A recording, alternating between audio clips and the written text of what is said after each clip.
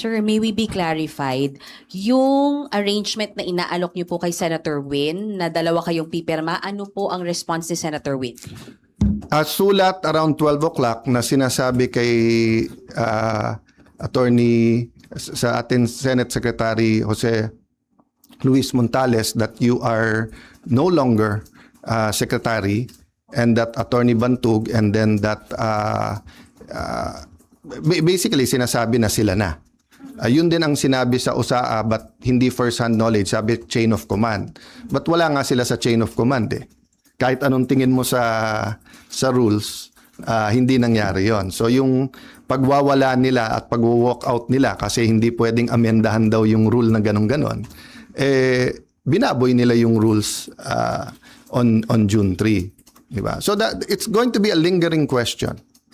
Sorry, how do you treat that? Hindi pumayag si Senwin sa arrangement na dalawa kayong pipirma sa documents? And paano po yung sweldo nung It's just like the civil rights movement sa US, di ba? From the Civil War until pinasa yung mga civil rights laws, etc., yung may batas ka, alam mo yung tama. Pero yung inaapi pa rin, yung mga minority, yun yung de facto. Di ba? So alam naman natin lahat kung ano tama at sinong tama. Pero ang kapangyarihan kasi nasa kanila eh. Sa kanila ang pulis, nasa kanila ang NBI, nasa kanila ang Malacanang. Kaya sabi ko, lahat ng kapangyarihan nasa kanila. Pero katotohanan nasa amin. So hindi ko pwedeng bitawan yon. Kailangan lumaban tayo doon. Kasi kung hindi, after this, all you have to do is to get one senator plus Malacanang. Hindi na 13 ang kailangan boto, 1 plus 1 lang. 1 plus Malacanang. Sir, so you will still sign? Paano yung mga... That is a practical question na hindi mangyayari because nga from the bottom paakyat dun sa office, di ba? Never naman nila sinurrender yung SP office.